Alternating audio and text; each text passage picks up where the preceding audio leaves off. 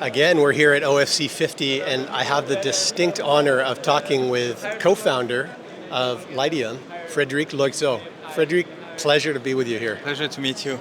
Before we dive into anything about the company, I actually wanted to start by asking you an important question about you, because you studied nanomaterials for 8 years of your life, earning a master's and then a PhD. That's an incredible amount of time to commit to one topic. What made you so passionate about that subject that you decided to be all in? I think it's about, being a researcher is about being curious, right? And it's about finding, solutions to a problem you have, right? And being in researching in this nanotechnologic field is about, finding solutions to a broad scale of problems, right? That nanotechnology as a whole can solve. And for me, I spent 8 years working in this field, nanotechnology, but I answered a lot of different problems. It was not only working on one problem, working on one technology, but how to solve many problems. Well, that is a really good segue to talking about your time at the very regarded research institution in Switzerland. I was curious how CSEM actually was a springboard for your eventual founding a company and becoming a leader. So CSEM, you can see it as it's an applied research institute, right? So you have at university you do the science, and then at research institute like CSEM you do the technology, the applied science, right? Before transferring it to the industry. So at CSEM we could de-risk a lot of our technology. We could learn a lot. We could make a lot of mistakes and learn from those mistakes to create our startup. So in essence, a very robust scientific playground. Yes, exactly. It's a sandbox, right?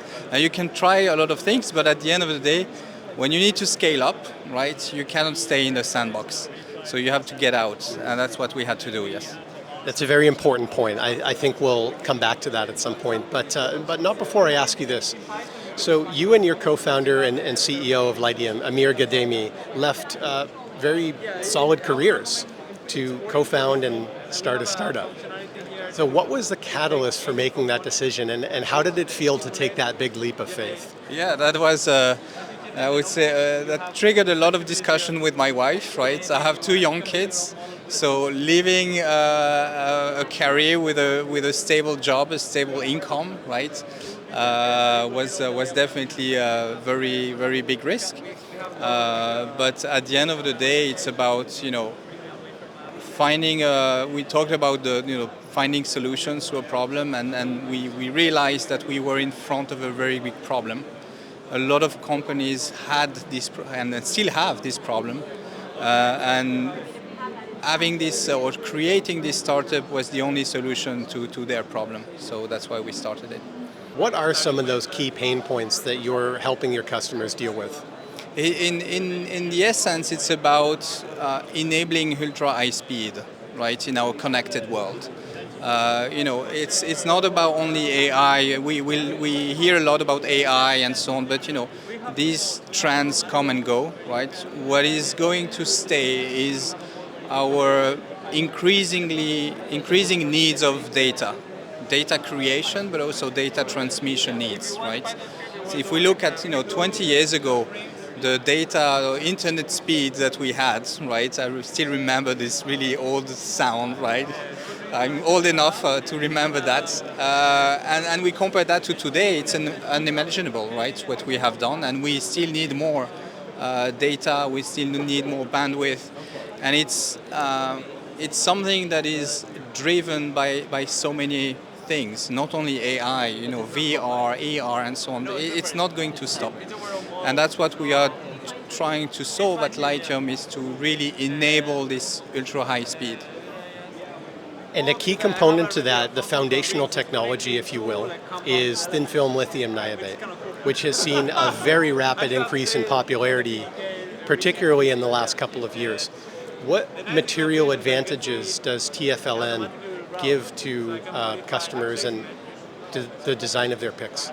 So TFLN is a pretty magical material, right? Because it has this magical property of changing how light propagates into its fiber, into its waveguides, by simply applying an electric field around it. And today, a lot of people are using silicon photonics as their, let's say, state-of-the-art or go-to platform. And silicon photonics has some very big strengths in terms of maturity of the platform, but in terms of, let's say, pure performance, has some big limitation, especially in terms of high-speed modulation. It has reached a certain, let's say, plateau. It cannot go faster, right? So people now are looking for other materials to extend, to increase the bandwidth even more. And if they can also reduce the efficiency or increase the efficiency, so reduce the power consumption, that's even better. And TFLN can do both. It can, at the same time, increase the bandwidth and reduce the power consumption. So it's really unlocking a door to that greater efficiency, bandwidth, and power consumption efficiency. That's a reason that companies should be looking very intentionally at using it. You must experience a lot of very forward-looking design concepts and ideas when having interactions with customers, so I'm sure you get a very far view into the future. What are some of the trends that you see coming in the near future that you think other executives should be paying more attention to? So for us as a foundry, what is really interesting is that we have we can see different applications, right? We are application agnostic, so of course the main application that people are talking about are data centers, telecommunication, and so on.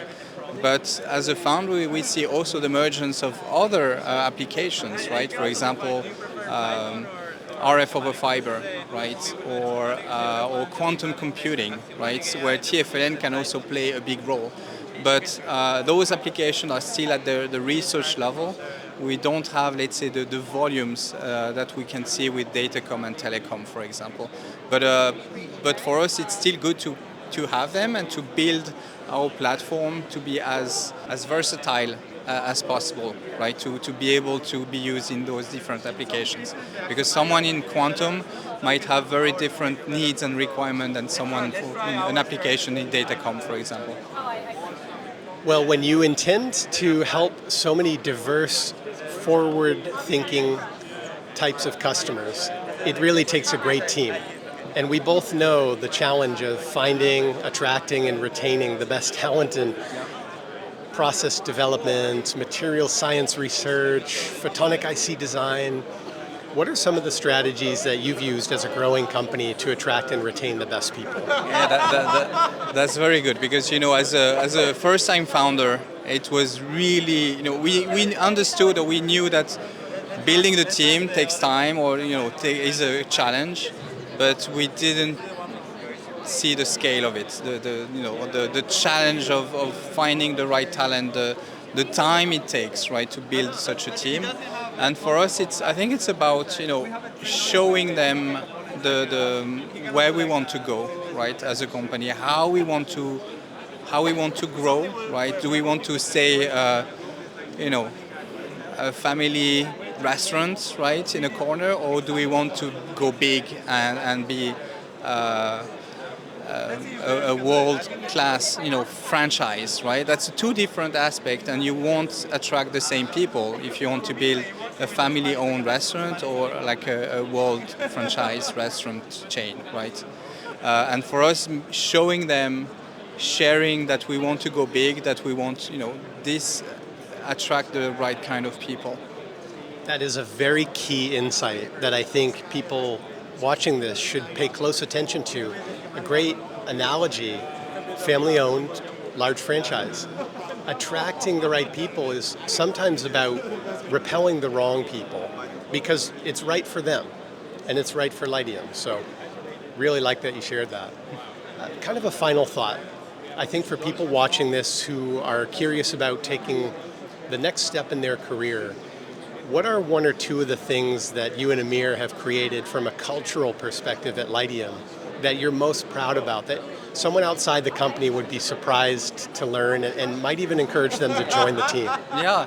So for us, it's a lot about work hard, play hard, right?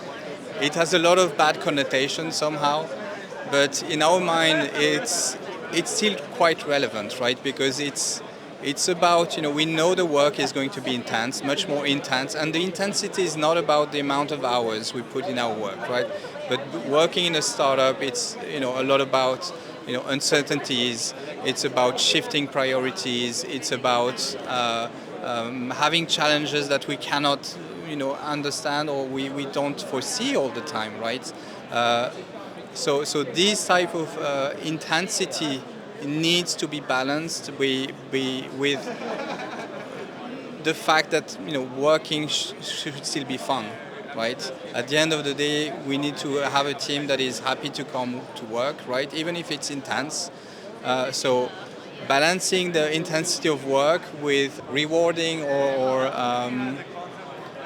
making the most of any milestones, right? Celebrating our milestones, even if they are small, right? It's a good time to gather the whole team together, celebrating those milestones, those achievements, and for us, it's a very good way to reward also the whole team, and it can be with a sledging. In Switzerland, we're lucky enough to have mountains around us, so we can go skiing, we can go sledging, we can go canyoneering. So you have enough ways and opportunities to have fun outside of the company together.